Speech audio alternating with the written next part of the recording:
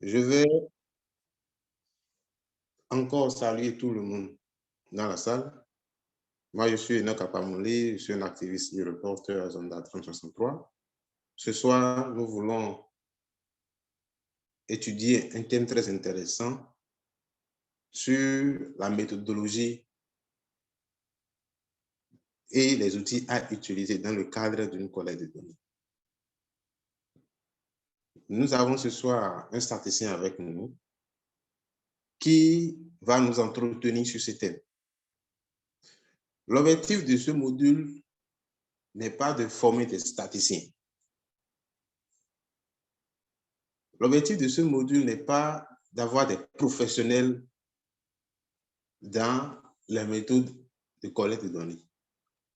Mais l'objectif de ce module, c'est de donner des rudiments, des moyens simples, des techniques simples que vous pouvez utiliser dans vos communes respectives, dans vos communautés respectives pour recueillir des données. Donc, nous ne voulons pas parler en thèmes techniques. C'est vrai qu'il y aura des thèmes techniques qui vont faire surface, mais je voudrais beaucoup plus attirer votre attention sur les techniques et les outils. Nombreux d'entre vous auront déjà une idée sur certains nombres de techniques. Mais le formateur, M. Aladé Majid, va revenir encore sur ça, va donner un peu plus de détails et les moyens par lesquels ces données pourront être collectées.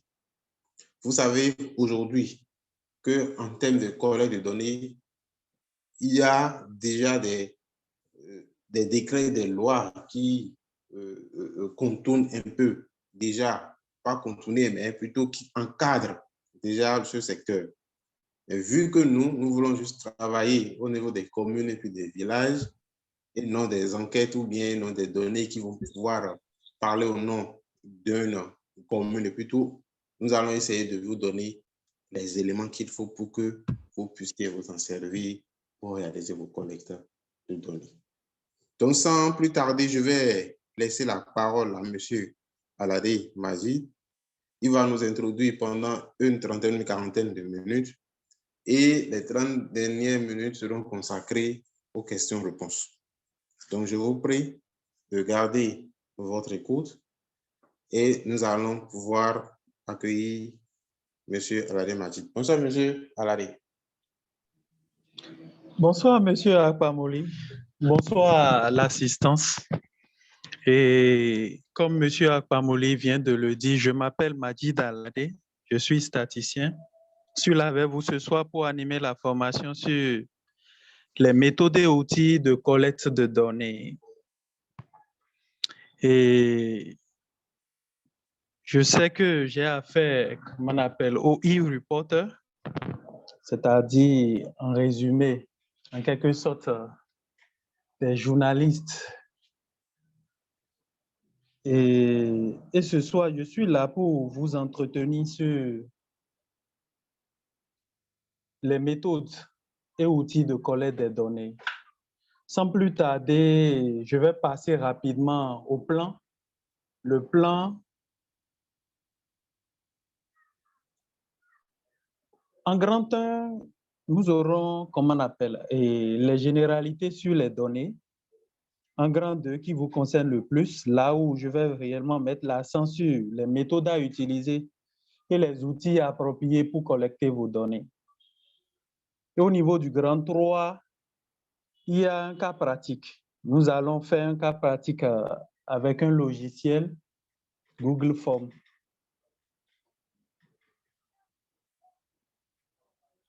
Généralité sur les données.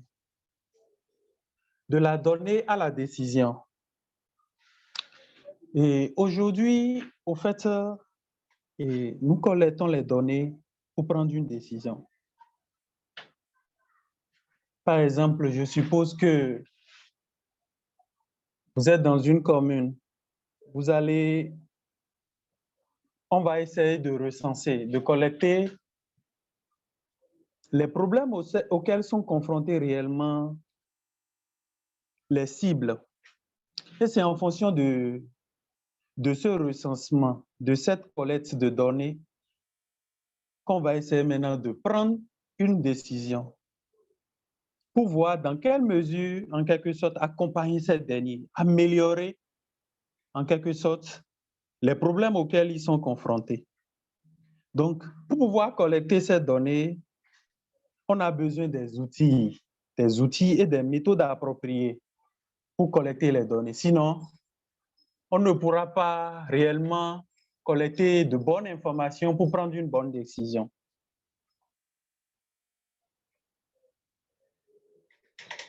Qu'appelle-t-on collecte des données? Bon, la collecte des données, c'est quoi? Collecter des données. La collecte des données sur le terrain vise à recueillir des informations permettant d'évaluer l'état d'une situation sur le terrain. Collecter des données, c'est-à-dire aller recueillir des aspirations, aller recueillir des informations auprès des cibles pour pouvoir prendre une décision, améliorer quelque chose, changer quelque chose.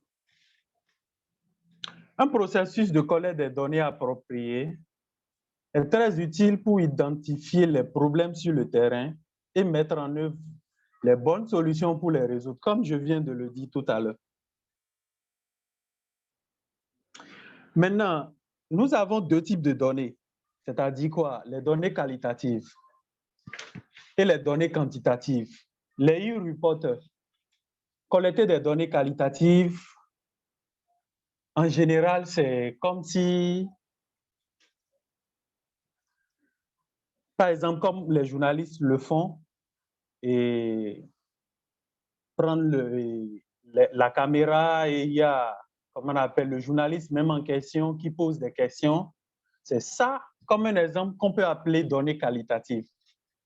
Ou également peut-être des entretiens, des interviews comme vous avez l'habitude de le faire. Ou également organiser un focus group, discuter avec, on a le micro en main, on a un groupe, on leur pose des questions. On va en revenir un peu devant. Données qualitatives, c'est obtenir des opinions sur certains sujets ou pour apporter des éclaircissements supplémentaires au moyen de questions ouvertes. Par contre, les données quantitatives, comme vous l'entendez, quantitative, la quantité, c'est de collecter des données numériques, quantité et type. Par exemple, les enquêtes, les questionnaires, en quelque sorte. Maintenant, au niveau du grand 2, nous allons aborder les méthodes et outils de collecte de données. J'ai décliné, comme on appelle, ce grand 2 en 6 points clés, c'est-à-dire le premier, le grand A, nous avons les méthodes de collecte de données qualitatives. Grand B, les méthodes de collecte de données quantitatives. Grand C, la collecte de données secondaires. Grand D, les outils de collecte, les 6 meilleurs outils de collecte de données dont vous aurez besoin sur le terrain. Et au niveau du grand E, on va parler de quelques plateformes de collecte de données. Et en F, on va faire une pratique. On va faire un cas pratique, on va faire un exercice ensemble. Grand A, les méthodes de collecte de données. La collecte de données qualitatives examine plusieurs facteurs pour fournir une compréhension approfondie des données brutes. Cette méthode vise à évaluer les facteurs tels que les pensées et les sentiments des participants à la recherche. Les méthodes de collecte de données qualitatives vont au-delà de l'enregistrement des événements pour créer un contexte. Je donne un exemple. Et vous êtes des e-reporters. Collecter des données qualitatives, c'est-à-dire lors d'un entretien, par exemple. C'est pour recueillir en fait l'opinion de la cible sur un sujet donné. Je suppose, par exemple, on veut voir, est-ce que la mise en place, par exemple, la mise en œuvre ou bien la mise en place d'une action, c'est-à-dire, peut-être je vais dans une commune où ils ont souvent le problème d'eau. On veut voir si le fait par exemple, qu'on leur a fait des forages, est-ce que ça a eu un impact? Ça a changé quelque chose en eux. Donc, vous êtes devant peut-être vos cibles, des cibles, c'est-à-dire les bénéficiaires de cette action, les bénéficiaires de ce programme, par exemple. Vous leur posez des questions, ils disent ce qu'ils pensent sur le sujet et vous recueillez ces informations-là. Donc, en quelque sorte, c'est ça la méthode de collecte de données qualitatives.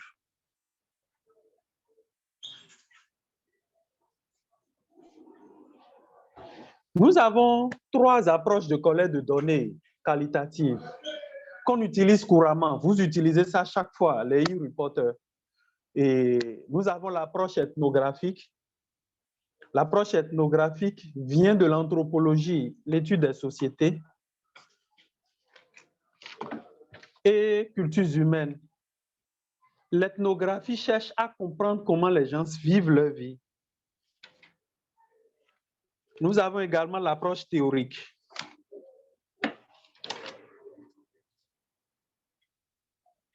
L'approche théorique est née lorsque les chercheurs en sociologie ont cherché à donner un niveau de légitimité à la recherche qualitative pour la fonder sur la réalité plutôt que sur des hypothèses. L'approche théorique utilise les méthodes suivantes. L'observation des participants.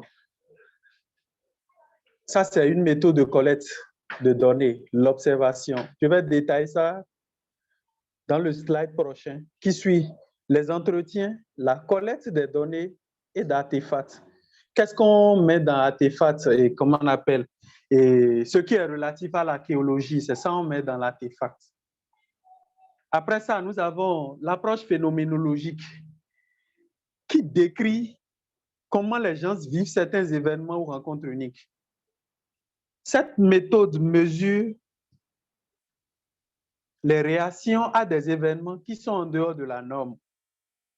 Il est donc essentiel de comprendre le tableau dans son ensemble, pas seulement les faits et les chiffres. Je reviens un peu sur l'approche ethnographique. L'approche ethnographique, pour être à terre, c'est quoi?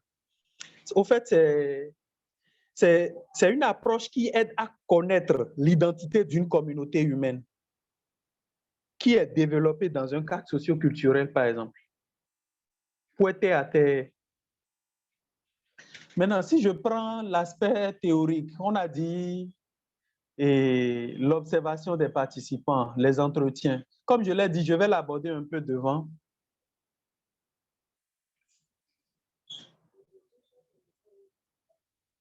Maintenant, nous passons au grand B, qui est la méthode de collecte de données quantitatives. D'abord, avant d'aborder, pour résumer la méthode de collecte de données quantitatives, nous avons les méthodes de données qualitatives. On peut parler par exemple des entretiens, des observations, des documents à utiliser et tout. Maintenant, la méthode de collecte de données quantitatives. L'analyse quantitative concerne l'évaluation d'un résultat numérique. Un exemple classique de cette méthode est l'enquête. L'enquête pour recueillir, pour collecter des données, laquelle pose des questions pour recueillir des réponses qui mettent en lumière les tendances, les préférences, les actions, les opinions ou tout autre élément qui peut être quantifié. Ici, nous avons 4 modèles de recherche quantitative primaire.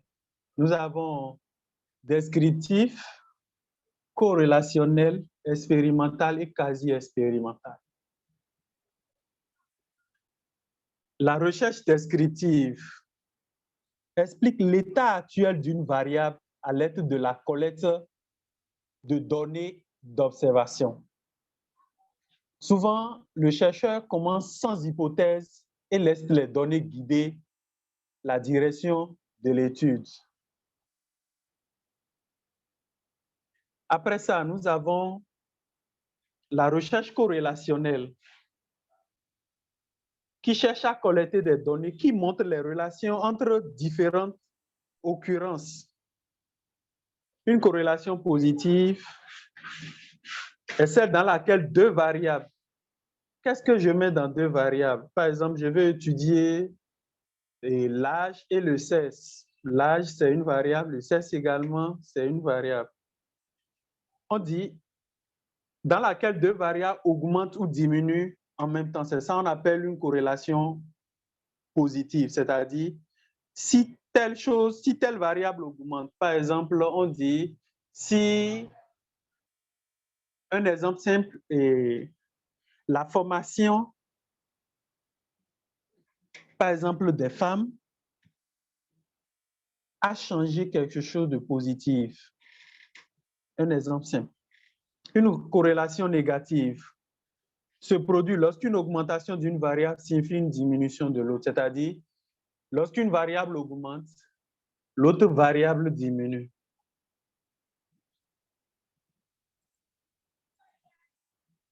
Après ça, nous avons la recherche expérimentale, également appelée expérimentation véritable, qui utilise la méthode scientifique pour déterminer la relation de cause à effet entre les variables. Après ça, nous avons également la recherche quasi-expérimentale, appelée causale comparative, qui est similaire à la recherche expérimentale. Maintenant, au niveau du grand C, nous avons la collecte de données secondaires. Qu'est-ce qu'on appelle données secondaires? Je donne un exemple simple. Et nous avons aujourd'hui l'Institut national de la statistique, qui est INSTAD, qui est devenu INSTAD maintenant. Ils font des collectes de données. Si nous prenons ces données-là, on appelle ça des données secondaires. C'est ça qu'on appelle des données secondaires. Peut-être quelqu'un d'autre a déjà eu à mener une enquête et à recueillir des informations. Nous allons utiliser ces informations-là. Ces informations que nous utilisons, c'est ça qu'on appelle données secondaires. Par exemple, les e-reporters, vous pouvez vous servir des journaux et autres, des documents et d'autres auteurs et tout ça là. C'est ça qu'on appelle données secondaires. Ce qui a été fait, vous vous en servez pour faire une analyse. Maintenant, on dit données secondaires comme données de seconde main. C'est la recherche d'un autre, la banque de connaissances originale d'une autre personne, comme je viens de l'expliquer. Les données secondaires peuvent ajouter des informations à un projet de recherche et l'utilisation de données secondaires est plus efficace et moins coûteuse que la collecte de données primaires.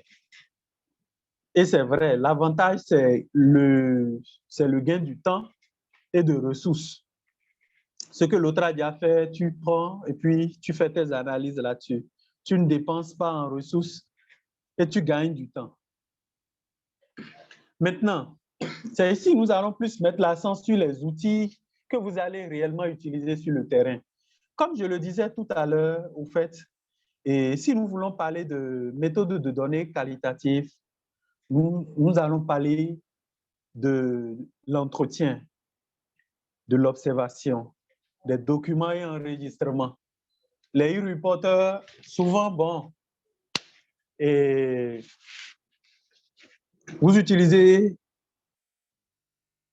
l'enregistrement, les focus group qu'on appelle les groupes de discussion et histoire orale. Maintenant, l'entretien, c'est quoi? L'entretien, comme ça s'entend, entretenir, interviewer, c'est-à-dire, pour être simple, et je fais un entretien avec une personne, c'est-à-dire je discute d'un sujet avec une personne, je me rapproche d'une personne pour recueillir et son point de vue par rapport à un sujet donné. C'est ça qu'on appelle l'entretien, l'interview, comme vous avez l'habitude de le faire. Les journalistes, ils posent une question à une personne, à une cible donnée, et ils écoutent le point de vue de ce dernier-là. Donc, on dit, grâce à des entretiens approfondis, vous pouvez récupérer autant d'informations que possible en demandant aux gens de répondre à des questions ouvertes. Qu'est-ce qu'on met dans questions ouvertes? C'est-à-dire, je pose une question et puis je laisse la personne s'exprimer librement, dire tout ce qu'il pense de la question. Par contre, lorsqu'on me parle de questions fermées, c'est que, bon, je définis des modalités à la question. Par exemple, je veux connaître la satisfaction d'une personne par rapport à un sujet donné. Je peux dire, pour que mon analyse soit rapide, je peux définir des modalités, c'est-à-dire, je peux dire pas satisfait, un peu satisfait et satisfait. C'est ça qu'on appelle question fermée. On ne laisse pas la personne s'exprimer librement. Les entretiens en face à face, comme je l'ai dit tout à l'heure, peuvent être longs et coûteux, mais ils ont un taux de réponse très élevé. Avec ce type d'entretien, vous pouvez établir un rapport avec les répondants et avoir la possibilité de clarifier les réponses. C'est-à-dire, ils finissent de fournir les informations, vous avez fait les enregistrements et tout. Une fois dans votre bureau ou au service, vous allez voir en fonction de ce que chaque personne fait une synthèse, fait une analyse par rapport à la question posée, à chaque question posée. Donc, au niveau du petit 2, nous avons les observations. Comme ça s'entend, observation. Observation, nous-mêmes, on constate. C'est une méthode qu'on utilise. On constate sans parler. On observe ce qui se passe. Et après, on fait une synthèse. L'observation consiste à collecter des informations sans poser de questions. Cette méthode est plus subjective car elle oblige le chercheur ou l'observateur à ajouter son jugement aux données. C'est-à-dire, vous allez sur le terrain, ce que vous-même vous constatez. Les actions qui ont été mises en place par peut-être pas des projets, le gouvernement, pour régler un tant soit peu les problèmes de la population. Vous-même, vous irez constater. Peut-être à travers les photos et tout, vous faites ça, mais vous avez observé comment ça se passe. En général, l'observation peut déterminer la dynamique d'une situation qui ne peut généralement pas être mesurée par d'autres techniques de collecte. C'est clair. L'observation peut également être combinée avec des informations supplémentaires telles que la vidéo, comme je viens de le dire. J'ai observé quelque chose. Vous allez peut-être, on a fait des forages et tout ça là. Vous faites la vidéo de comment ça se passe. Et un peu de tout. Ce qui s'est passé, tout ça là, vous avez observé. Personne ne parle, vous observez et vous-même, vous faites votre synthèse. Ça, c'est une méthode de collecte de données. Par exemple, lorsqu'il fait des observations sur l'état d'un équipement, un expert pourra donner plus de détails sur les causes d'un bris ou d'une détérioration. Maintenant, nous avons des documents et enregistrements. Vous pouvez vous servir des documents ou bien des enregistrements. Il est parfois possible de collecter une quantité considérable de données sans rien demander à personne. C'est ça, il y a des documents qui sont là, dans lesquels nous aurons des informations. Ça, c'est également une méthode de collecte des données. Je suppose, par exemple, nous prenons par exemple un document où, dans le document, il y a des actions qui ont été menées, qui ont été citées dans ces documents-là. Ou bien des enregistrements. Nous pouvons nous en servir de ces documents-là pour faire une analyse. La recherche basée sur les documents et des enregistrements utilise des données existantes pour réaliser son étude. Les registres de présence, par exemple, les procès verbaux des réunions, les rapports financiers On peut également parler des, comment on appelle, des rapports annuels, des rapports semestriels, tout ça là, ne sont que quelques exemples de documents et enregistrements exploitables dans ce type de recherche. Par exemple, nous prenons une mairie, par exemple, à la fin de chaque année, et ils font un point, ils font un rapport annuel. Dans ces rapports-là, toutes les actions qui ont été menées, on peut se servir de ces actions-là et tirer une conclusion. On peut dire, peut-être au début de l'année, la mairie, la commune, la mairie a dit, nous voulons mettre en œuvre telle action, par exemple. Telle et telle action. À la fin de l'année, bon, ils ont mené telle ou telle action. Donc, à partir de ces informations-là, nous, on peut faire une analyse. On peut dire peut-être sur 15 actions prévues au début de l'année, au finish, ils ont eu à réaliser 10, 12, et c'est en fonction de ça, nous allons faire les analyses et tout. Maintenant, l'utilisation de documents et d'enregistrements peut être une méthode efficace et peu coûteuse, car vous utilisez principalement des recherches déjà terminées. Cependant, dans la mesure où le chercheur a moins de contrôle sur les résultats, les documents et les enregistrements peuvent être une source incomplète ou biaisée. Pourquoi biaisée? En fait, toi, tu te sers de ces documents-là. Peut-être tu ne sais pas la méthode de collecte, tu ne sais pas quelle méthode ils ont utilisée et tout. C'est pourquoi on parle d'incomplète ou source incomplète ou biaisée. Après ça, on va parler du groupe de discussion qu'on appelle souvent les focus group. Focus group, généralement, c'est,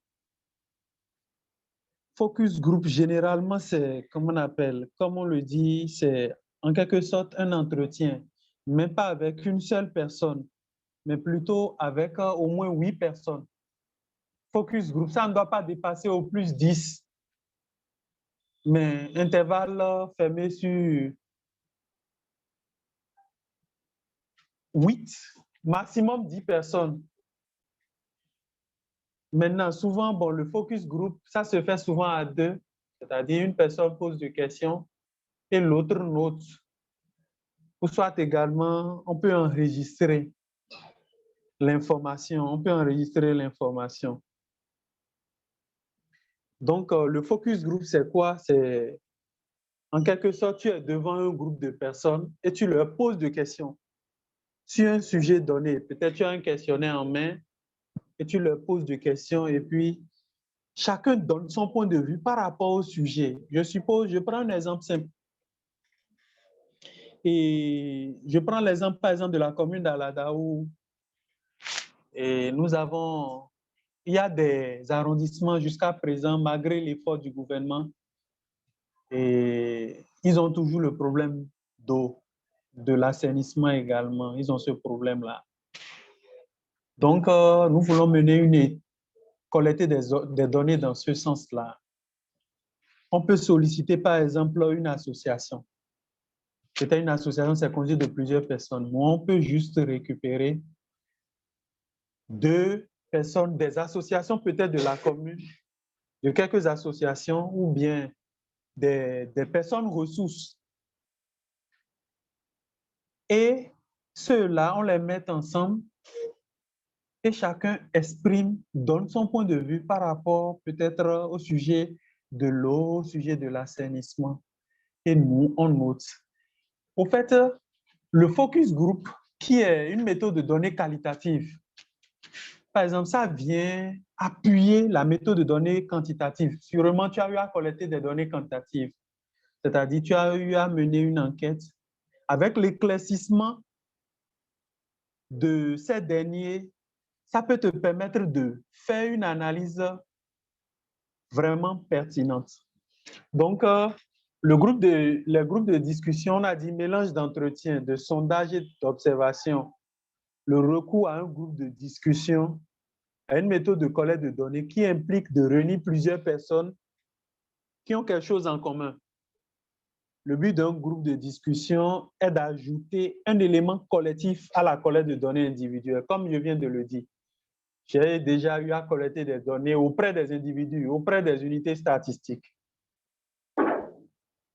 Maintenant, je fais un entretien collectif qu'on appelle le focus group pour voir si réellement, à partir de ce que individuellement dit, ce que ensemble m'ont dit, est-ce que ça cadre un peu avec ce que j'ai collecté quantitativement.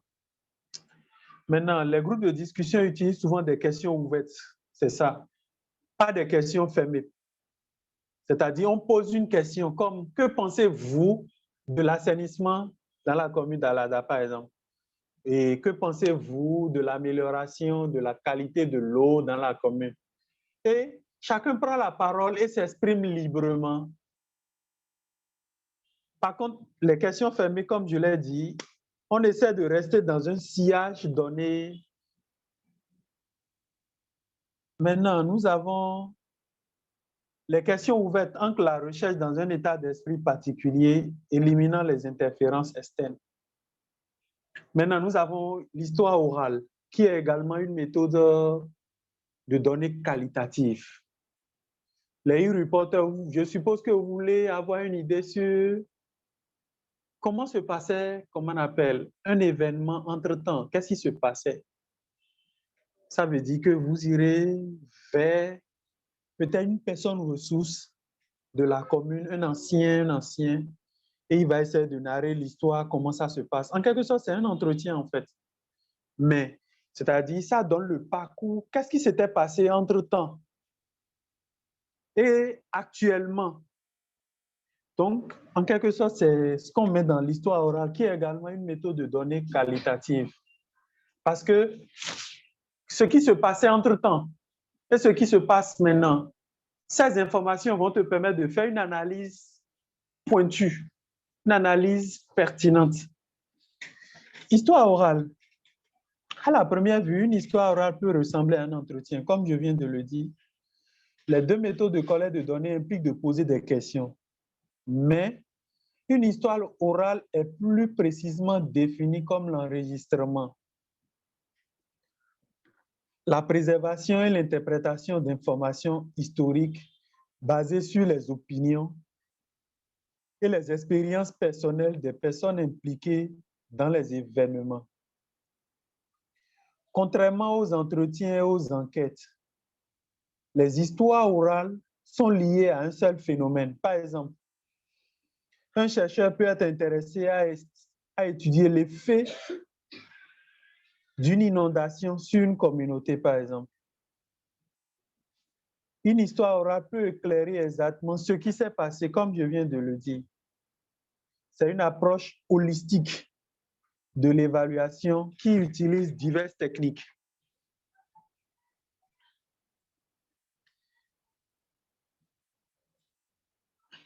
À part ça, maintenant, nous avons les questionnaires. Les questionnaires et enquêtes. Nous mettons quoi dans questionnaire et enquête? Questionnaire, c'est-à-dire quoi? C'est un formulaire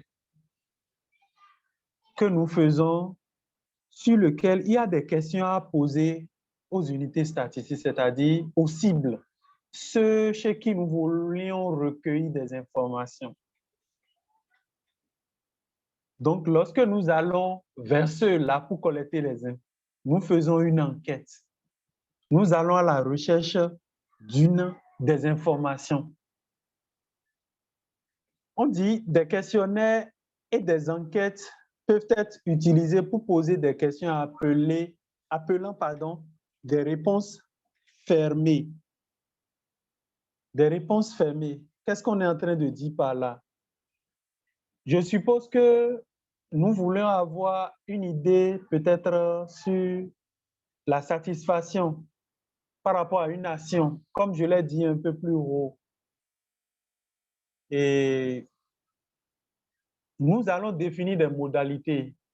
Est-ce que les cibles sont satisfaites ou bien ne sont pas satisfaites? C'est ça qu'on appelle question fermée, c'est-à-dire, lorsque nous faisons nous posons des questions ayant des modalités qui vont nous permettre, c'est pour rapidement faire une analyse.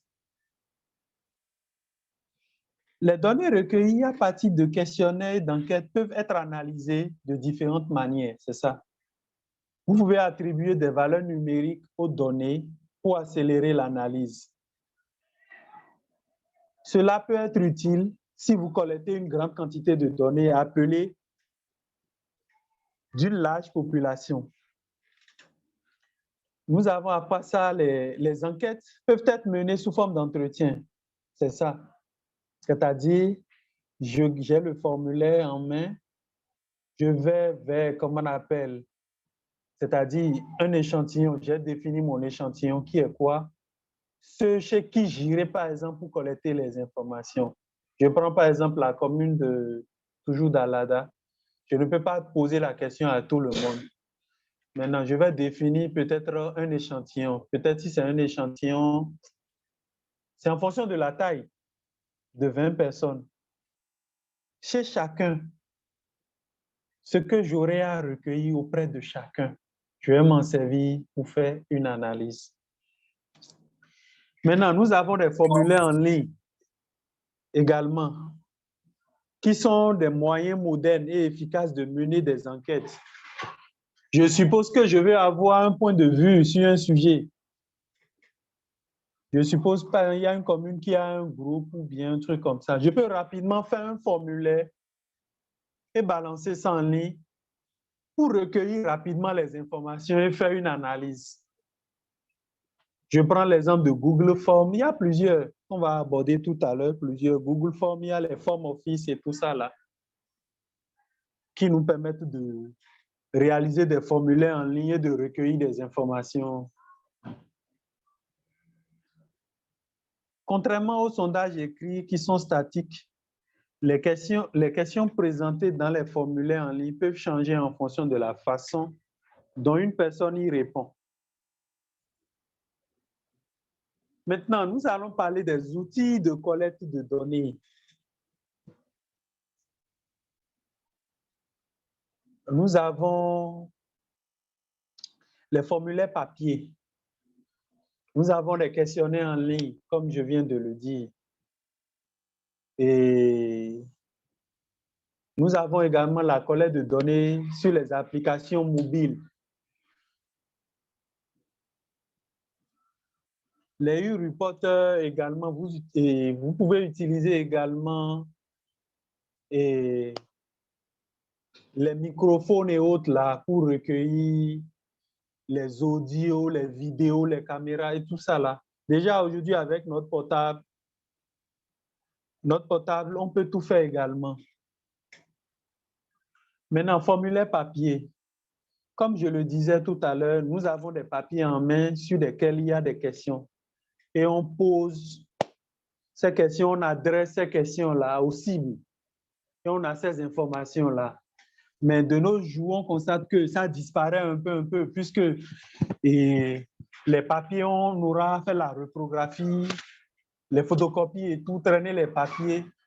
De nos jours, beaucoup utilisent maintenant les formulaires en ligne pour collecter des informations. Donc, le formulaire papier est un outil traditionnel de collecte de données. Cette méthode est encore utilisée, mais disparaît progressivement. Maintenant, les questionnaires en ligne, comme je viens de le dire. Les questionnaires Internet. Aujourd'hui, je parie que beaucoup d'entre vous déjà, et certains peut-être ont la chance de postuler à des enquêtes et tout. Aujourd'hui, on ne se gêne plus trop, on envoie un formulaire et puis les postulants remplissent ces formulaires en ligne, simplement. C'est-à-dire un questionnaire en ligne et puis vous renseignez les informations et vous balancez. Et on se sert de ça pour faire le recrutement. Les questionnaires Internet, enquêtes en ligne sont des outils de collecte de données, mais coûteux et plus rapides. Et cependant, seules les personnes ayant accès à des portables, ordinateurs et à l'Internet pourront utiliser cette méthode-là. Je prends l'exemple de Google Form, par exemple, ou bien de Form Office, ou bien Typeform, par exemple. Lorsque je prends l'exemple de ces applications, sans la connexion Internet, ça ne marche pas. C'est pourquoi on est en train de dire que c'est un peu coûteux. Parce que vous aurez besoin de data pour renseigner ces informations-là. Néanmoins, les sondages en ligne sont un excellent moyen d'atteindre et d'interagir avec votre public cible, car le taux de réponse est élevé. Je suppose, par exemple, vous voulez avoir une idée sur un sujet donné, sur une action donnée, par exemple. Vous pouvez faire rapidement votre questionnaire en ligne et balancer. Il y a les réseaux sociaux aujourd'hui qui sont là. Et pratiquement nous sommes tous sur les réseaux sociaux. Rapidement, vous aurez assez d'informations pour pouvoir faire vos analyses. Donc, vous pouvez générer des résultats en temps réel pour une analyse rapide et facile. Après ça, nous avons la collecte de données sur les applications mobiles. Qu'est-ce qu'on met dans l'application mobile? Je donne un exemple, je parle de Open Data Kit, ce qu'on appelle ODK par exemple. Il y a Kobo Collect, par exemple, qui a une application également, c'est-à-dire le formulaire est fait peut-être à partir de Kobo Toolbox ou bien de Survey Solution et on balance ça sur vos portables. Vous vous servez de ça pour recueillir les informations, c'est-à-dire le formulaire est sur votre portable à partir de l'application. Ces deux applications, il y en a plusieurs. Il y a par exemple les Solstice, il y a plusieurs au fait.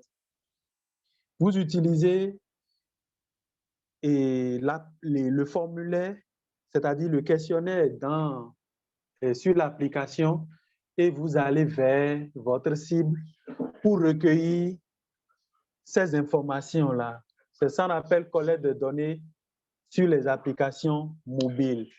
Et ça nous permet de tout recueillir. Aujourd'hui, surtout les e-reporters là. C'est-à-dire, vous voulez recueillir des actions, des vidéos, des images, comment on appelle, des géoréférences, c'est-à-dire les positions, la localisation, tout ça là. Vous pouvez tout faire, les enregistrements, à partir de la collecte de l'application mobile. Par exemple, si je prends Kobo Toolbox, dans le formulaire, on peut tout faire. Et vous pouvez faire des enregistrements, c'est-à-dire ce que l'unité statistique, c'est-à-dire votre cible est en train de dire, vous enregistrez. Vous pouvez prendre sa photo et les actions peut-être qui ont été menées dans vos communes, vous pouvez faire des photos, tout ça là, à partir de l'application mobile. Donc, et les applications mobiles sont de plus en plus populaires car elles offrent des moyens innovants de collecter et gérer les données. Vous passerez de moins de temps à collecter des données avec une application mobile de collecte de données. De plus, les erreurs seront considérablement réduites, oui. Et vous pourrez collecter des types de données enrichies, comme je viens de dire, les photos et tout, les coordonnées GPS, les vidéos, tout ça, là, vous pouvez tout enregistrer. À part ça, maintenant, nous avons les enquêtes mobiles qui sont également faciles à administrer et plus polyvalentes que les enquêtes en ligne, car elles permettent aux répondants d'envoyer des photos, d'enregistrer leur voix ou de prendre des notes à l'aide de leur smartphone. Comme je le disais, quelques plateformes de collecte électronique de données, je disais Google Form, Form Office, MyFeedback, SurveyMonkey, Typeform. On en a plusieurs, au fait. Nous en avons plusieurs. Il y a quelques exemples ici. Maintenant, quelques plateformes de collecte électronique de données off and online. Qu'est-ce qu'on met dans off and online? C'est-à-dire, comme je le disais, si je prends par exemple Google Form, par exemple, sans la connexion, ça ne marche pas. Sans la connexion, ça ne marche pas. Par contre, il y a des applications, même off et sans data, tu peux travailler. C'est ce qu'on est en train de dire par là. Nous avons par exemple Kobo Toolbox. Comme je le dis, ce sont des applications qui nous permettent de faire nos questionnaires déjà. Toutes les informations dont on a besoin auprès des cibles, avec ces applications, nous le faisons. Et nous déployons maintenant ces questions-là sur notre application qu'on appelle les ODK Collect, Kobo Collect, Sortis et Survey CTO et tout ça. Donc, comme je le disais, j'ai fini en quelque sorte la partie théorique, les méthodes et outils. Ceci, c'est un cas pratique que j'aimerais faire avec vous, si le temps me permet, bien sûr, pour vous montrer désormais comment ça se passe, comment vous pouvez faire vos questionnaires et aller vers ces répondants. Donc, je vous laisse la parole. Si vous avez des questions, je réponds aux questions avant de passer maintenant au cas pratique, si M. Akpamoli me permet. Sinon, j'aimerais quand même faire un cas pratique, un exemple. On va faire quelques questionnaires ensemble. Comment faire un formulaire ensemble, comment envoyer. On va s'amuser à faire ça. Merci pour l'attention. Vos questions sont les bienvenues. Merci.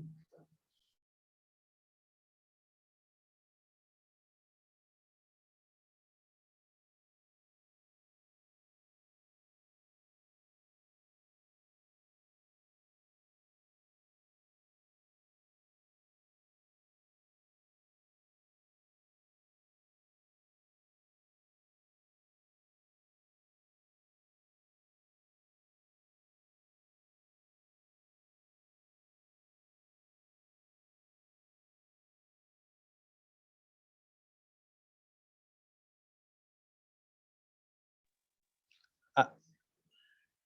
Oui, Monsieur Dieudonné, allez-y, je vous reçois.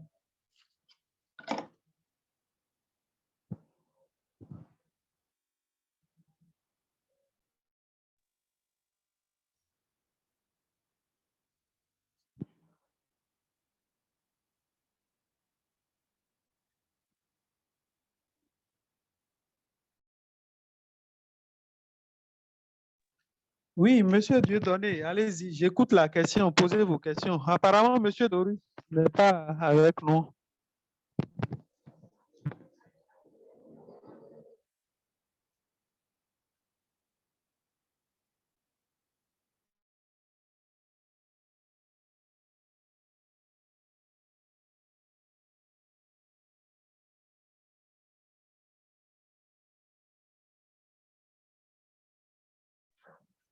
Oui, merci, monsieur le présentateur. En fait, nos micros étaient bloqués. C'est maintenant ça a été débloqué.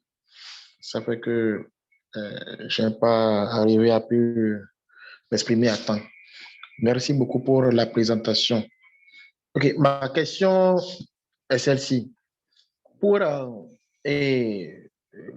collecte des données secondaires, alors, si nous utilisons les informations, vous me recevez? Oui, je vous reçois, Monsieur D'accord. Dieudonné, je vous reçois. Si nous utilisons les informations secondaires, c'est-à-dire les informations déjà élaborées par autre personne et pour notre analyse, est-ce que, bon, dans ce cas, n'allons pas parler peut-être de plagiat ou bien autre, ou bien est-ce qu'il faut forcément demander l'autorisation de la personne d'abord avant de l'utiliser? Parce qu'il y a certains documents où on met tout droit réservé.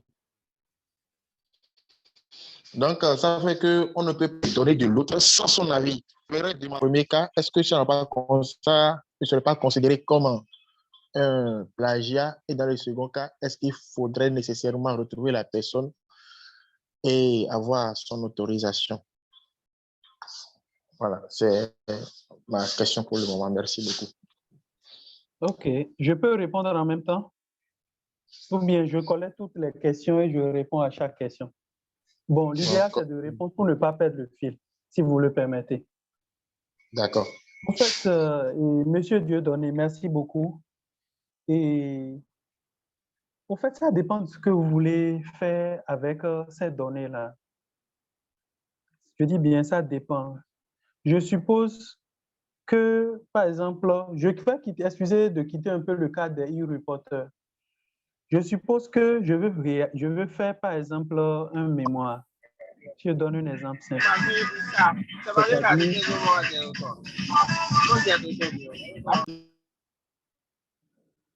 Je suppose, par exemple, que je veux faire un mémoire, par exemple. J'ai besoin des données, par exemple, pour faire des analyses. Si, par exemple, je veux utiliser les données de, comment on appelle, de l'INSAE, ça, ce n'est pas du plagiat. Je n'appelle pas ça la plagiat parce que, d'abord, ce sont des données secondaires. L'INSAE a déjà collecté les données. Toi, tu veux prendre ces données-là pour faire une analyse, c'est-à-dire pour répondre à une question donnée. C'est ce que toi, tu veux faire. Donc, ça, ce n'est pas du plagiat. Maintenant, et on dit droit réservé. Je suppose que tu veux utiliser les données. C'est peut-être pas pour l'INSAE. Quelqu'un a fait une collecte de données, une institution a fait les collectes de données. Tu as besoin de l'autorisation, par exemple, de celui-là avant d'utiliser ces données-là. Sinon, ce dernier peut te traduire en justice s'il voit l'utilisation de cette donnée, peut-être par hasard dans ton document.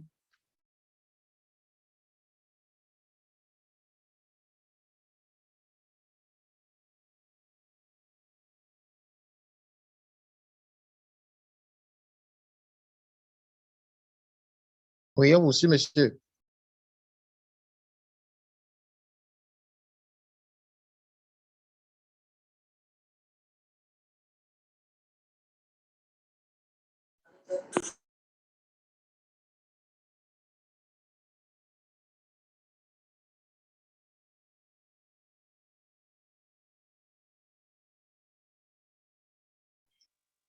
Oui, monsieur, on vous suit.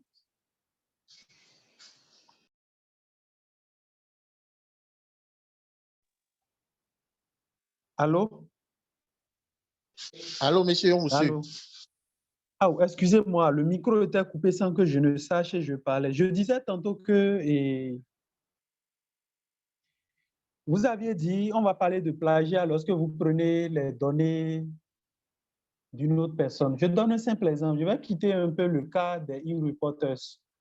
Je prends le cas où je veux rédiger un document et j'ai besoin, par exemple, des données, des informations qui vont me permettre de répondre à une question donnée. Lorsque je prends, par exemple, les données de l'INSAE, c'est-à-dire de l'INSTAD, l'INSAE a déjà fait une étude donnée. On sait que c'est une institution sérieuse, une institution du Bénin. On peut se servir de ces informations-là pour répondre à une question donnée.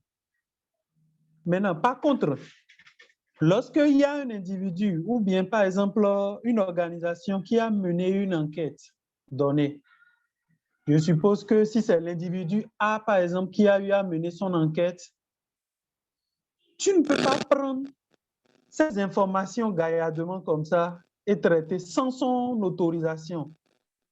Sinon, ce dernier peut te poursuivre, par exemple. Il peut te poursuivre. Donc, il doit te donner quand même l'autorisation d'utiliser ces données-là. J'ai appelé ton frère par rapport à ma commande depuis 3 jours. Là. Il dit non, il va t'appeler pour savoir. Comme toi, tu prends l'argent parfois. Allô? Allô, allô? Quelqu'un parle, hein? Je ne sais pas ce qu'il dit là. Donc, je disais tantôt que pour utiliser les données de ce dernier, tu dois quand même avoir l'autorisation avant d'utiliser ces données-là pour pouvoir répondre à tes questions, à tes préoccupations et tout. Donc, c'est un peu ça. Ça, je ne peux pas parler de plagiat là. Plagiat, si je comprends bien, c'est comme si je prends les travaux d'une autre personne et je répète textuellement ces travaux-là. C'est ça, moi, je peux appeler plagiat. C'est comme si l'autre a fait une étude et moi, je prends ces études-là et je mets ça en mon nom. C'est ça, moi, j'appelle du plagiat. Monsieur Dieudonné, je ne sais pas si j'ai répondu à votre préoccupation.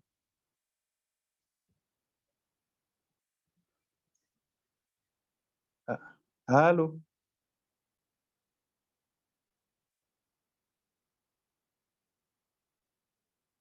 Allô?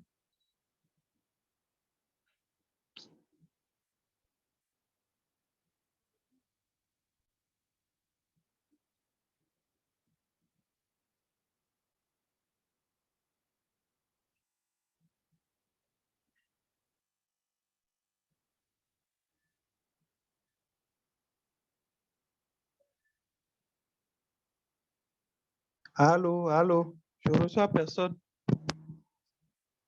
Oui, On reçoit, monsieur. Ah. Allô, je ne vous reçois pas.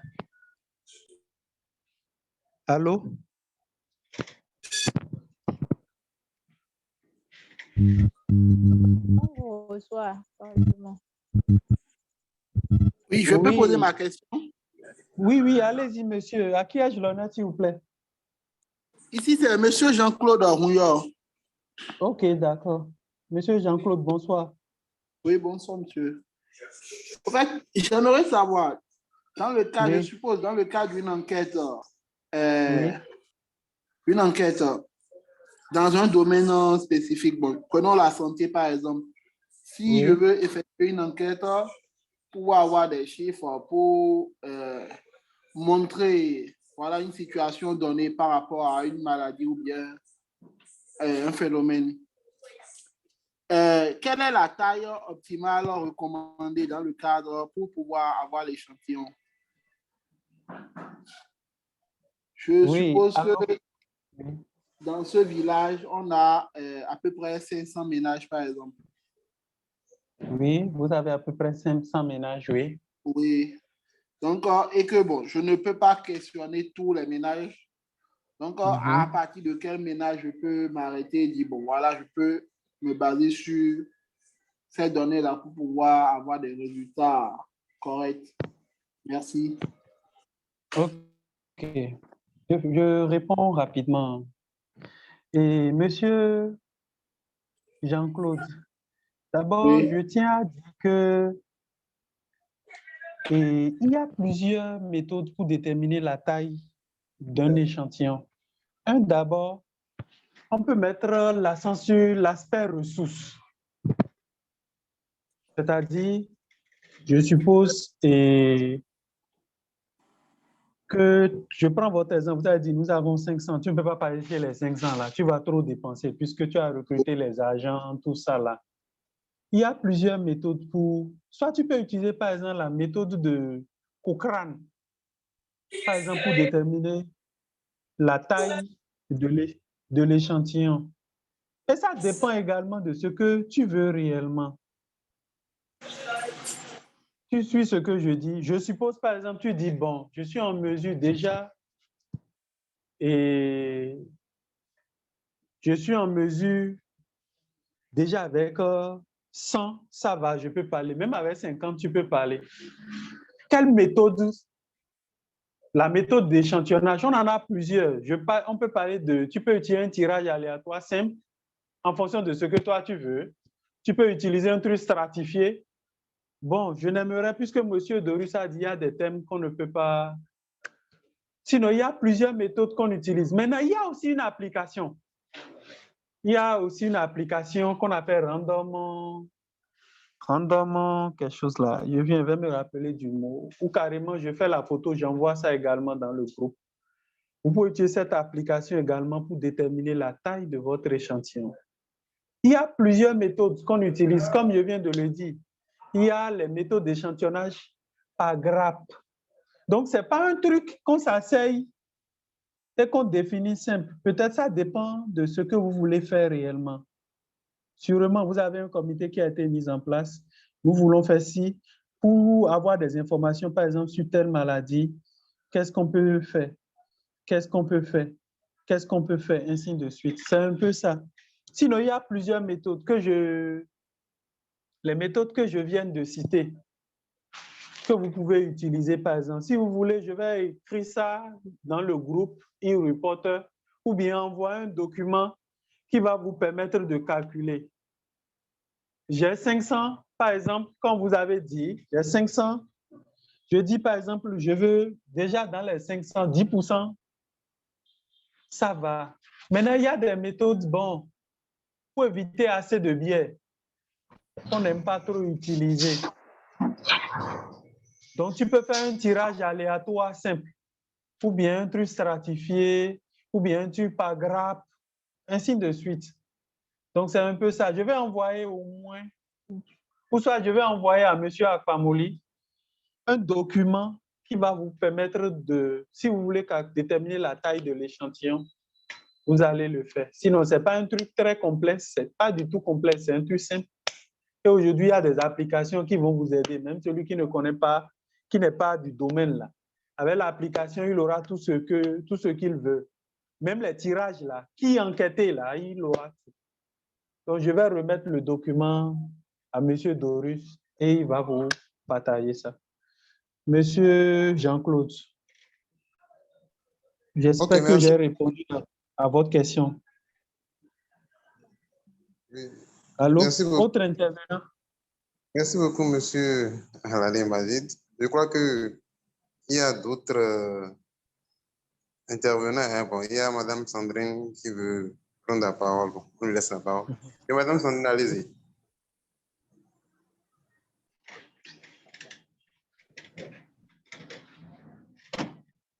Bon, moi, merci pour la présentation déjà. Ma question est à propos de l'autorisation. Je vous reçois pas, madame. Est-ce qu'il est nécessaire pour certaines collectes de... C'est bon maintenant? Oui, c'est bon, je vous reçois. C'est bon? Oui, c'est bon. D'accord. Je demande, est-ce qu'il est nécessaire parfois d'avoir des autorisations pour faire des collectes de données, par exemple sur des questions sensibles ou pour la santé publique, par exemple? OK, madame, merci. Merci. Vous n'êtes pas, comme monsieur Dorus l'a dit au départ, il a déjà dit, aujourd'hui, là, pour faire, comment on appelle, une étude, si c'est, comment on appelle, une institution qui veut faire une étude donnée, vous avez forcément besoin de l'autorisation de l'INSTAD aujourd'hui. Vous irez faire une présentation au niveau de l'Institut national de la statistique pour leur montrer en quoi ces données que vous voulez collecter là vont accompagner, comment on appelle, le gouvernement. Est-ce que ces données-là, ça serait un de plus pour eux? Ça va leur permettre de... Est-ce que ça peut... Est-ce que vous, votre collecte-là, va les aider à renseigner certains indicateurs, à renseigner, à voir certains, comment on appelle, et certaines informations. Maintenant, si nous voulons, je suppose que, bon, c'est un truc simple que nous voulons faire à l'interne, en quelque sorte, mais vous avez mis l'accent sur un truc d'intérêt public. Si c'est un truc d'intérêt public, ça veut dire que l'INSAE peut également se servir de vos données pour faire une analyse. Forcément, vous avez besoin de son autorisation. Forcément, si c'est un truc d'ordre public. Vous voulez faire un truc, par exemple, je suppose que c'est une ONG qui veut faire une étude, par exemple, sur l'eau et l'assainissement, par exemple. Permettez-moi d'utiliser toujours l'exemple là. C'est que forcément, l'ONG a besoin de l'autorisation de l'INSTAD, puisque les données que l'ONG va collecter vont aider l'INSTAD à se servir peut-être de ces informations-là pour faire une analyse. L'INSTAD peut se servir de ces données, peut traiter ces données pour prendre une décision, puisque l'ONG a forcément besoin de son autorisation avant de faire une enquête pareille. Mais si c'est un truc simple que nous voulons voir rapidement, vous n'êtes pas obligé de prendre une autorisation si c'est vous, si ce n'est pas un truc d'intérêt public. Je suppose pas que vous voulez collecter des actions. Ce sont les actions que vous voulez collecter, par exemple, dans la commune. Quelles sont les actions qui ont été menées ou bien mises en place pour aider la population à régler un problème donné? Vous, déjà, pouvez faire vos cibles simplement. Et bon, vous aurez quand même besoin de l'autorisation du responsable de la commune. En charge de la commune, vous avez besoin de son autorisation pour collecter ces informations-là. Peut-être, si vous collectez ces informations, c'est pour faire une plaidoyer auprès peut-être des ONG pour solliciter de financement, pour appuyer. Dans ce cas, vous n'avez pas nécessairement besoin de l'autorisation de l'INSTAD. Sinon, actuellement, si c'est un truc d'intérêt public, vous devez forcément aller faire d'abord une présentation à l'INSAE pour convaincre d'abord l'INSAE avant que l'INSAE ne vous donne l'autorisation de faire l'enquête. Sans ça, vous ne pouvez pas faire un truc d'intérêt public. Merci, madame. Je ne sais pas si j'ai répondu à votre question. Oui, c'est bon. Merci beaucoup.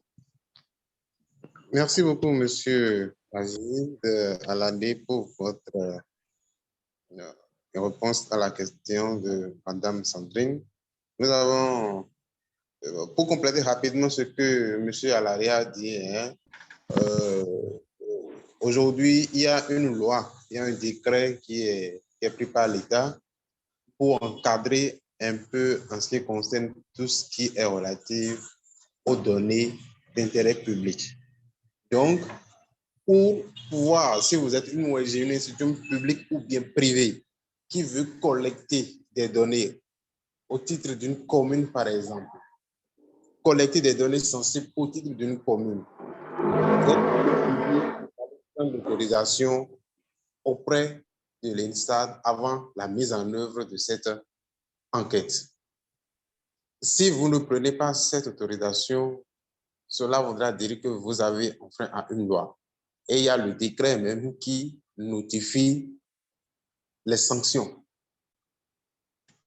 Donc, il faut faire beaucoup attention. Ici, dans le cadre des e-reporters, ici, c'est des actions qui ont changé le visage peut-être d'une communauté, des actions précises, des actions dans un cadre bien précis et qui ont modifié, mais qui ont changé le comportement de la population. Donc ici, nous n'avons pas besoin de visa de l'INSTAD avant de pouvoir collecter nos actions sur le terrain. Mais par contre, il y a des démarches que nous allons mener pour pouvoir prendre l'autorisation certainement auprès de la mairie. Si évidemment c'est des données qui touchent directement à la mairie, ben si c'est que c'est une situation qui est dans votre communauté, dans votre village, dans votre arrondissement, que vous pensez qu'il urge, par exemple, de faire un plaidoyer à cet effet, ces données pourront être collectées simplement. Et nous allons définir la méthodologie pour voir si est-ce que nous allons passer par un plaidoyer ou bien est-ce qu'il faut maintenant passer par peut-être les ONG qui sont dans la localité pour pouvoir corriger la situation. Donc, je crois qu'au fur et à mesure que nous allons évoluer, des détails seront donnés à cet effet pour permettre à ce que confusion ne se fasse pas entre collecter des données d'intérêt public à une échelle donnée comparativement à ce que nous voulons faire. Donc, je vais laisser là, il me semble que M. Dieudonné veut prendre la parole. Je vais laisser la parole à M. Dieudonné, c'est la dernière question, pour que nous puissions clôturer la session de ce soir. Monsieur Dieudonné, allez-y. Ok, merci beaucoup, monsieur. Vraiment, excusez-moi, la connexion m'a rapidement éjecté, ça fait que je n'ai pas pu poser ma deuxième question. Et c'est concernant les groupes de discussion. Bon, comme vous l'avez dit, bon, si je comprends bien, c'est que nous allons faire des questionnaires ouverts et ils vont s'exprimer de façon générale. Nous allons leur laisser la parole. Ils vont dire tout ce qu'ils savent sur la question que nous les avons adressée. Maintenant, ce que je voulais demander maintenant, cela dit que le jugement de tout ce qu'ils ont dit là, c'est à nous maintenant d'apprécier maintenant et au cours de notre rédaction, ou bien comment? C'est ce que j'aimerais demander. À la lumière de tout ce qu'ils vont dire, c'est à nous maintenant de donner notre opinion personnelle sur la rédaction pour ce truc-là. Bon, en tout cas, c'est un peu ma question. Je ne sais pas si vous avez compris un peu. OK. Je peux parler? Oui, c'est tout ce que j'ai demandé. OK, Monsieur Dieudonné, merci pour la question. En fait, comme je le disais, le focus group qu'on appelle groupe de discussion, en fait, c'est une méthode de collecte de données qualitatives. Sûrement, tu as déjà eu à interviewer peut-être des individus, toujours sur le sujet. Maintenant, tu as rassemblé des personnes ressources pour avoir le point de vue.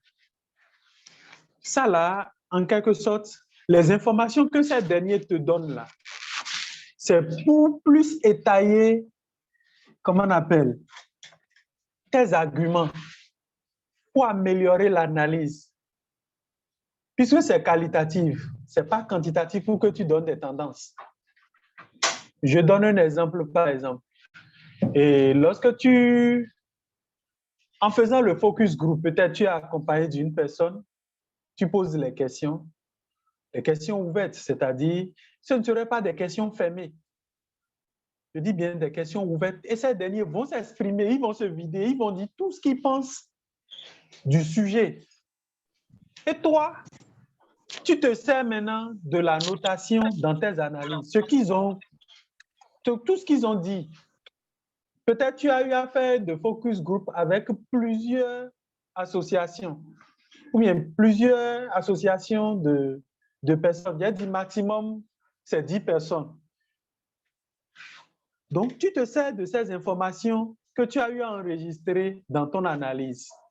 C'est un peu ça, Monsieur Dieudonné. Ce n'est pas un truc où tu dois sortir de tendance. Tu te sers de leur information pour appuyer maintenant ce que tu as collecté lors de l'enquête individuellement. C'est un peu ça. Monsieur Dieudonné, je ne sais pas si j'ai répondu à votre question. Sinon, je vais encore donner des exemples. Oui, j'ai compris. Oui, j'ai compris. Donc, après même le focus group, ça veut dire que nous n'avons pas des opinions. Bon, le e-reporter n'a pas des opinions à donner dessus. Bon, je donne un exemple, supposons sur l'eau et l'assainissement. Donc, je rencontre telle association et j'ai essayé d'écouter leur collection. Mais je vois que dans leurs propos, il y a beaucoup d'informations qui ne tiennent pas le même alliement. Donc, ce que je demande en fait là, c'est que, est-ce que au cours de mes analyses, je sais que telle personne, telle association a dit ça, telle association m'a fourni telle information, telle association m'a fourni telle information. Donc, au cours de mes analyses, je peux présenter ça comme ça, mais est-ce que je peux dire, au vu de ça, c'est que je donne mon opinion personnelle? Bon, c'est en quelque sorte ce que je demande vraiment, quoi. OK, monsieur Dieudonné, vous voyez, vous ne pouvez rien inventer. Vous avez été sur le terrain, vous avez fait quelques constats. Vous voyez un peu, vous êtes rapproché des individus d'abord, peut-être, vous avez recueilli les informations des individus. C'est-à-dire chaque unité cible, c'est-à-dire chaque répondant, dans vos cibles, c'est-à-dire votre unité statistique, celui qui veut répondre à vos questions. Je suppose que vous avez enquêté des gens individuellement et vous avez collecté des informations à leur niveau. Après ça, maintenant, vous avez fait votre focus group. Chaque membre du groupe, ils ont donné leur point de vue. Vous allez vous servir de leur point de vue pour faire votre analyse, pour dire ce qu'il y a. Vous ne pouvez rien inventer. Et vous ne pouvez même pas avoir, comment on appelle, les mêmes informations au niveau de chaque de chaque association, par exemple, d'un groupe de chaque groupe de personnes. Non, vous ne pouvez pas. Peut-être les réalités de l'arrondissement, par exemple, si je prends Alada, de l'arrondissement de Beau et de Bégamé, par exemple, c'est différent de ce qui se passe peut-être à Ayou, c'est différent de ce qui se passe peut-être à Bakba, ainsi de suite. Donc, forcément, les trucs seront divergents. Je ne sais pas si vous voyez un peu ce que je dis. Donc, vous allez vous servir de ça là pour faire un résumé, une analyse. Par exemple, au niveau du premier groupe que vous avez eu à interviewer, vous avez fait une synthèse. Dans vos analyses, vous parlez de ça. Par contre, si vous prenez tel arrondissement, il y a telle situation qui se pose. C'est à vous de voir dans quelle mesure vous allez faire vos analyses et dire ce que vous avez constaté sur le terrain. Pas inventer.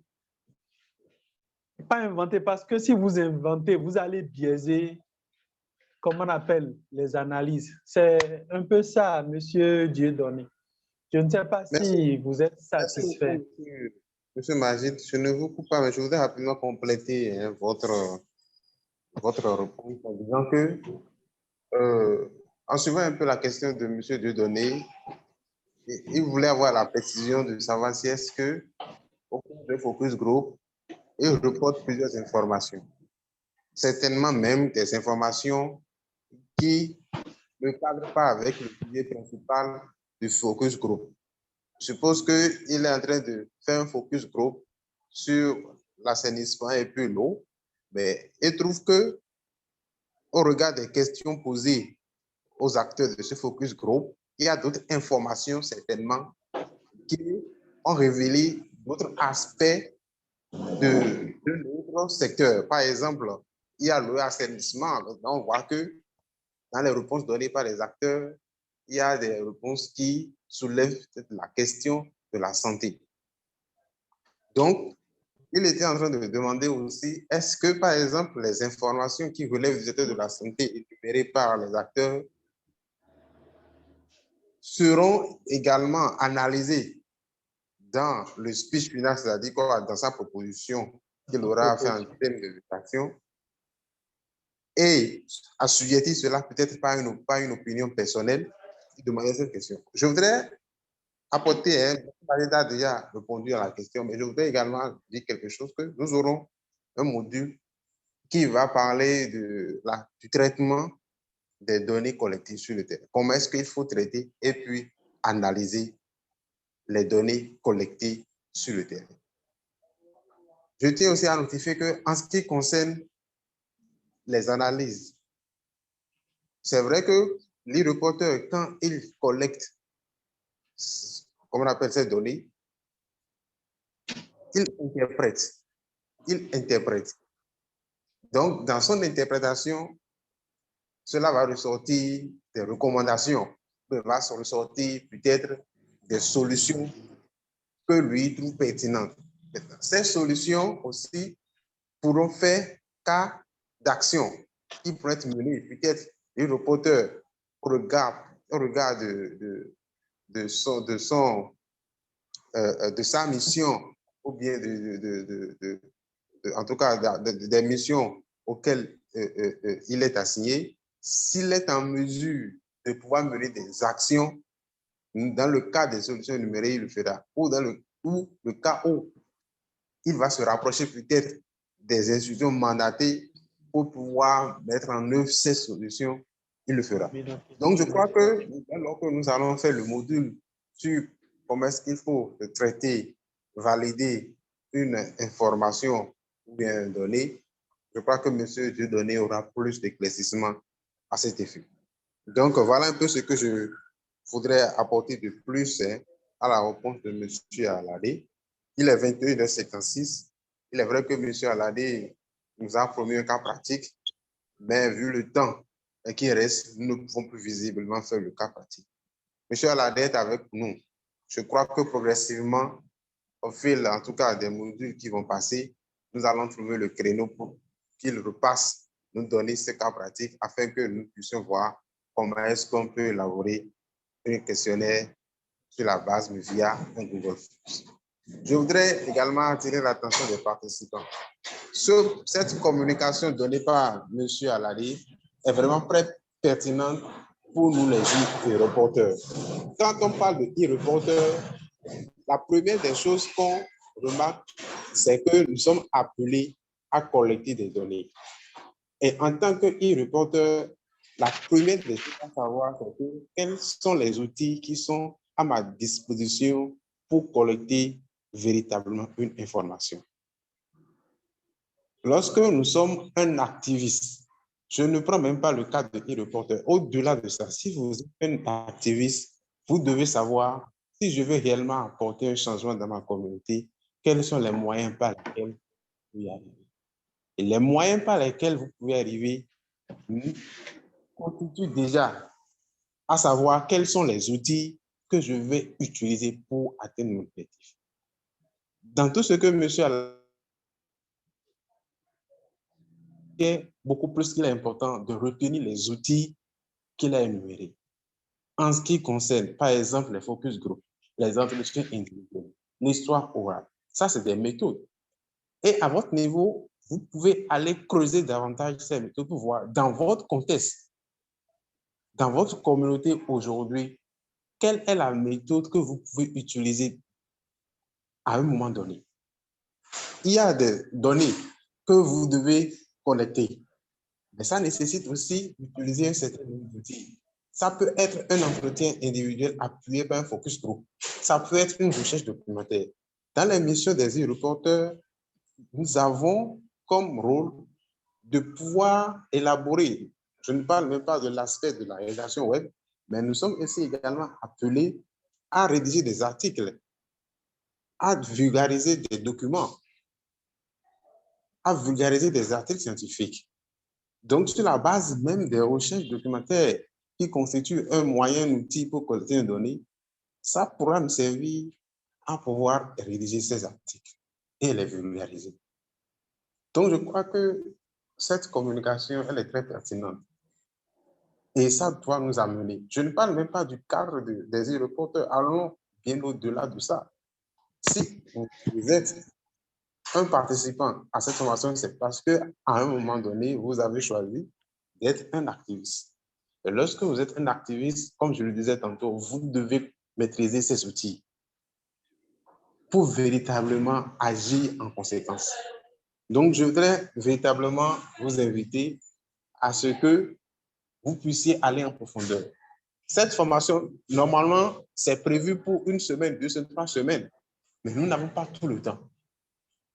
Nous n'avons pas tout le temps de parcourir chaque élément.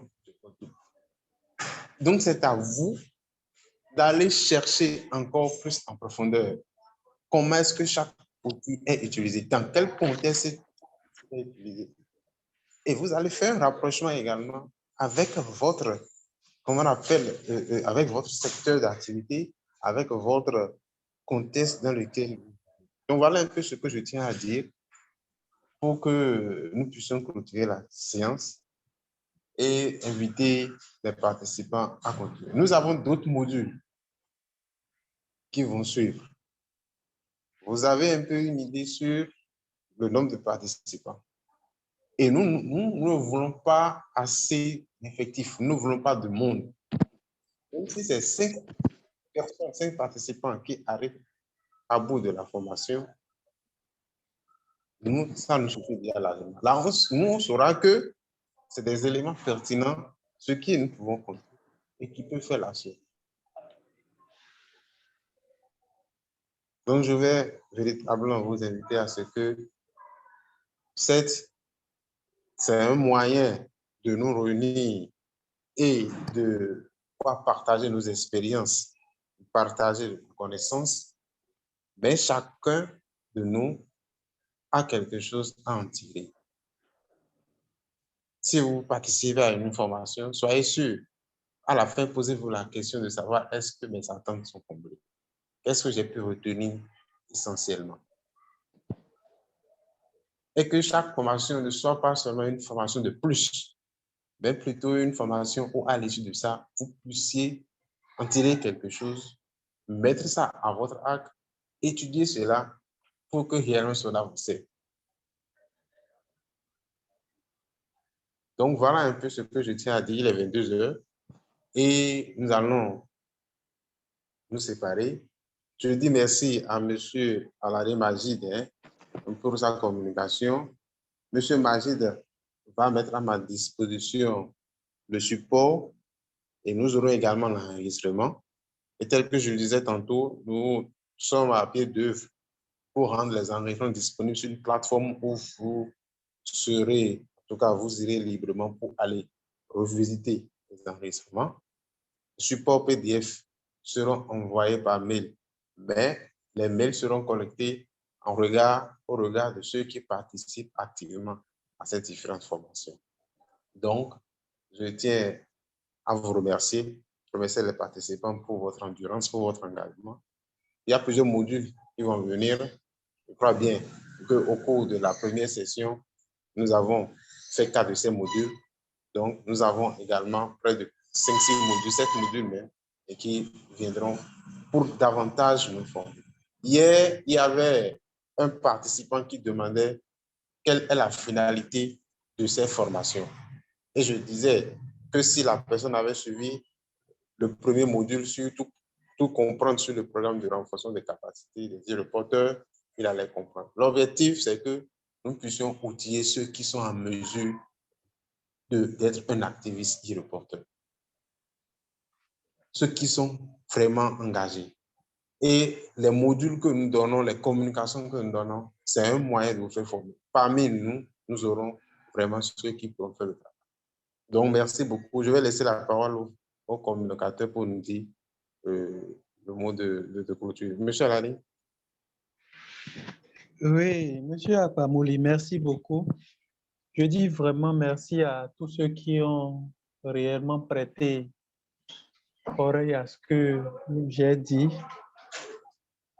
Monsieur Dorus a tout dit. Au fait, ce module de formation, c'est au moins plus de 2 semaines. Au moins, il nous faut au moins 20 heures pour bien détailler. Mais j'ai été bref. Bon, j'ai lu dans le message et un monsieur qui a dit que j'ai été un peu rapide. Je lui présente mes excuses. Maintenant, je tiens toujours à dire que, bon, je suis disponible. Tous ceux qui, je suis dans le groupe avec vous. Si vous avez besoin d'éclaircissement par rapport à n'importe quel point d'ombre, n'hésitez pas à m'écrire en inbox. Si vous avez même besoin des documents, je suis prêt à les partager avec vous. Toujours dans l'optique d'améliorer, de plus renforcer, comment on appelle, vos capacités. Donc, vraiment, merci beaucoup à vous tous et passez une très belle soirée. Bonne nuit à vous. Merci beaucoup, monsieur Alade Majid. Merci également à tous les participants. On se dit une très bonne soirée et par anticipation, je vous souhaite une bonne fête nationale. Et on se retrouve la semaine prochaine. Je crois que le viseur de communication passera pour nous notifier la prochaine communication. Merci et passez une bonne soirée chez vous. Merci, pareil.